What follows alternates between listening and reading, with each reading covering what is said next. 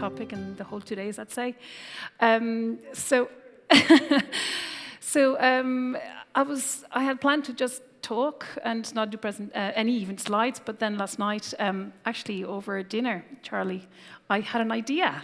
And anyway, and I put this together. This is really just to help me talk to all of you. I'm super humbled to be here. I am the dumbest person in this room. I know that for a fact. I'm not a speaker. I don't write books. I don't do tech talks. So all I have to offer of value to you is my experience. So be patient with my presentation skills. I do hope that what I have to say, though, is insightful, and you can take it with you, or at least it gives you a different perspective, okay? Full disclosure as well, I am also a recovering banker. So I must have been a really naughty person in my previous life. I came back, reincarnated myself in a banker, and then I was even worse because then I ended up now working in regulation for the last 5 years. So I'm trying to do a lot of good in this life so this doesn't happen to me again in the next one. Here, sorry, over there, technology. Who knows what this is? Fantastic. Anyone has not seen The Matrix? We have to convert you. Okay. Ayan, have you seen The Matrix? Oh, so the movie's older than you, so don't worry. Okay. What happens in the Matrix with the red pill? Remember what the red pill is for. If you take the red pill, you are choosing to willingly open your mind to a truth that actually might disrupt your reality as you know it, okay? I have spent the last 5 years in my secondment to the Department of Finance being Morpheus because, quite frankly, my dealings with everyone I've met at the European level, in Ireland with the other regulators and other policymakers, at OECD level, it pretty much, when it comes to blockchain, that technology is a very emotional technology. The response pretty much is one of, I don't want to know about it, I'm afraid of it, I have seen the headlines, it is scary, it is dark, it's used in the web dark to do terrible things to young people.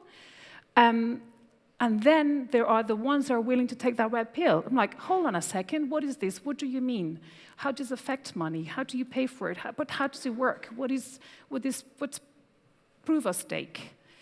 Takeaway number one from my experience, when you're ever dealing with a regulator or a policymaker or a government agency, find the one that's willing to take the red pill. Because otherwise, you have to go back to, how do I sell what I'm trying to do? Evangelizing. How do I get the message across to that person? What language do I speak to convince? Like, the obstacles, the wall just gets higher and higher. What you're trying to do is maybe just have a conversation about what do we need to do about this. So that would be my first advice to you guys. If you're dealing with at that level, find the ones that are willing or have taken the red pill, okay? Now, this one. You've been to space, Charles. There's a chance to tell us, do aliens really exist? You don't, okay, might not be able to tell us. Very good. Now, do you know what this is? Yeah, this is the F-10 front 10 deck bar of the USS Enterprise, Star Trek generation. I'm not a Star Trek fan per se, but as it happened, this was on TV in Ireland 30 years ago when I went, and that's how I learned English. I would put subtitles on, and I learned about words like cloning and beacon and beaming.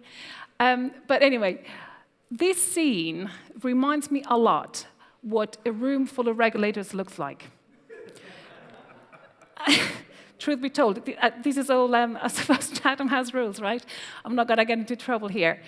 What I'm trying to depict here is, we might all speak English, right? But the one thing we already have by being here is that we've taken the red pill, we're willing to talk innovation, we have an open mind. Yeah, we all speak English and lots of other languages, but we speak the language of convergence in terms of the ideas. We might disagree on things, but we're willing to do that. When you go into these meetings, I said, whether it be European level, I said, and I've been with the OECD as well for over 4 years as well. It's really hard to get a common direction of discussions when some of those people really are completely alien in terms of where they come from, their experience, their level of understanding, what it is they're trying to get out of the meeting.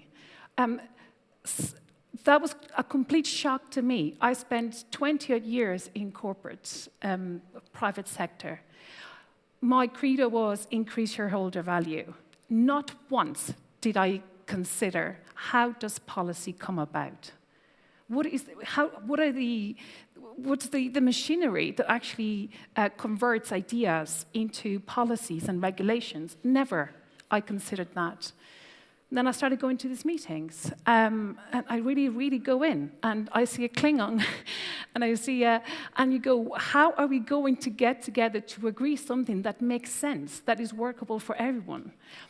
So my takeaway from here for you guys is, don't assume that there is a homogeneous or standardized approach to regulation. The person who's in the room doing that negotiation, presenting that piece, speaking up on behalf of you or others, will be potentially wildly different to everybody else in there. So again, the challenge to achieve that consensus, this is totally different about group thinking or herd mentality. This is about actually reaching a consensus that makes sense, that is workable. It depends on so many reaching those differences. It was something that was completely unknown to me. Okay? Now, this is from a really bad Star Wars movie, probably the worst of them all. And why did I pick up this idea? So,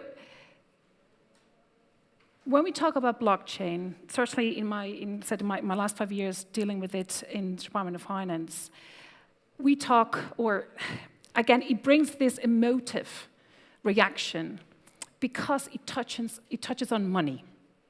All right? We've had lots of other technology revolutions and inventions and developments over all the years, but blockchain touches on money, and money is power. And with money, we do a lot of things. And that's why so many people feel quite emotional about it, and they feel emotional about protecting it, about protecting their sovereignty. But also, what I want to raise with this slide is, for the very first time that I'm conscious of, or I know of, is blockchain technology is certainly a technology revolution, but it's also a socio-economic revolution. And to my knowledge, there is no financial services regulator that can actually deal with that, because it's not just the money, it is not just the financial service that we're doing, but really is a socio-economic revolution. And why do I say that? It's because it goes back to, and Cesar, I mean, as a central banker, is that notion of trust. We just spoke about trust this morning. Where's trust coming from? We trust the banks to tell us that that piece of paper that's worth nothing really is redeemable for €100. So it's trust. So the technology, the challenge of blockchain technology, it is just not a technology piece. It's really touching a lot of layers of fabric, particularly of money, and it's a very complex thing to address with just regulation, whereas other technology advancements, for example, we've eventually managed to put through because really it was just an increasing or just digitalizing a process, I suppose I would say. So my takeaway from here would be for you, and I had to summarize this. Oh, let me do the next slide, and I'll link it on the two because I'm conscious of time. Who knows who this is? Sorry? Oh, no. This is Henry Ford with his first car, all right? Now, look at the picture. Do you see brakes? Do you see a windscreen? Do you see seat belts? Do you see airbags? Right. So I find myself, people are coming to me saying, we need regulation. Some people are asking me, are we asking right now for airbags when we're still building the car? Do we have the experience to know how quickly we know? Do we really need the airbags? If the car was not built fully functioning, protecting us all from day one. So what are we trying to do here when we say we need regulation? What is the risk? And that's, again, linked into my previous slide in terms of money and the socioeconomic developments of aspects of the blockchain technology. What is the risk that we're trying to address here? Blockchain technology, and again, this is my view and my experience, is doing, or has done so far, is doing two things. It's certainly bringing the efficiency, the technical efficiency of the technology to current financial services processes. We talk about stocks, we're talking about exchanges. Now, these are technology advancements that can be applied to risks that already exist, to financial products that already exist. The regulatory clarity that might be needed here might only be an extra line in a piece of regulation that says securities can also be issued in electronic form. That's it. We don't have to do more than that because we are literally applying a current technology to a product that already exists with a set of risks that we understand because we've been doing this for the last 20, 30 years. That is very different from a risk, a new risk that literally has come about from... Oh, my iPhone doesn't understand. Sorry about that. I'll tell you later. The other thing here is the technology per se, the new risks. And for those new risks, that's where I think is, yeah, clearly, what are those new risks? Are those risks mature enough that we understand them? And that's my example here, the car. Are the risks immature enough that we don't know the ramifications of putting in that regulation today? What are the unintended consequences of a regulation too early or too soon? This morning, the former finance minister actually mentioned the risk of over-regulation. Yes, there is a risk of over-regulation. There is also a risk of misregulation. Misregulation because the risk is not mature enough, or we don't have enough history on that risk to even understand what it is that we're doing or preparing that supervisory framework, that regulatory framework around. And I think that's very tangible as well. An example, because you probably want to go away with something more tangible than just a picture of Henry Ford. We mentioned the market in crypto assets, the famous MiCA, and I know a question came up this morning. The MiCA regulation was launched by the European Commission in September 2020. It pretty much is understood by everyone in Europe to be a knee-jerk reaction to European Commission to the Libra white paper. Now it's DM. Yeah? David Marcus announced the day before yesterday he's stepping down from DM. Dante Dispart is already gone, is gone to Circle. So we have a piece of regulation that really came out of that gut reaction to fight against Libra. So we've been working for the last 18 months on something that was a knee-jerk reaction to a Libra, to a white paper, which is effectively a project that potentially is not going to see the light of day. So that, to me, is about what risk are we trying to address here? And MiCA, and we're working on it, you'll see it, it felt, when I read it first in September 2020, like a monster of 5 heads. Why? Because of the mixed up of the risks. We're looking at payments, we're looking at e-money on one side, we're looking at asset reference tokens, which effectively just feels like a money market fund, and then you have the exchanges. So we're bringing all these different risks, we're talking and mixing and bundling because maybe it's too soon. What is the risk that we're trying to address? And why am I making this point? The point I'm making this is and this is my final wrap-up on the 28 seconds. Someone mentioned this morning about the lack of expert knowledge, okay? Yes, take number one, do find those people who have taken the right pill. But please don't make the assumption that those people know what you're talking about. Finding experts that understand at high level the technology is rare. Finding experts that understand how the technology applies across the whole spectrum of financial services regulator, AML, market abuse, e-money, obviously PSD2, securities, and the list just goes on. So it's really hard. So if you need to address them, you have do it. I said, find the right person and try to find someone that has that expert knowledge, and if not, provide it. And that's my last example. Revolut, in Ireland, they came in Ireland about 3 years ago.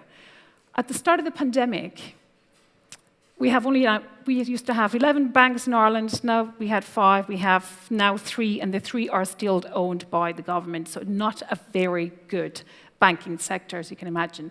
Revolut arrived about, as I said, 3 years ago. At the start of the pandemic, and it was all about this, like the online bank, digital bank, what we're going to do. Revolut utilized the data that it was gathering from the increase in mobile payments and provided that data to the government so that it could actually utilize that data to better craft the COVID responses to the Irish society. There's no way on earth, I know that for a fact, that the banking payments team in the Department of Finance ever thought about what was possible with the data from Revolut. But Revolut sent that in. And once it's in, they go, hold on a second, we can do something about it. Sometimes you actually have to teach them, okay? Because otherwise, the response might not be adequate. And I'll leave you with this thought, talking about collaboration. I've rushed this through. If you have questions specifically about regulation, I'm happy to take them over coffee. You probably prefer that. I hope that was really insightful about my own experience, as I said, with the regulatory environment over the last 5 years. Thank you.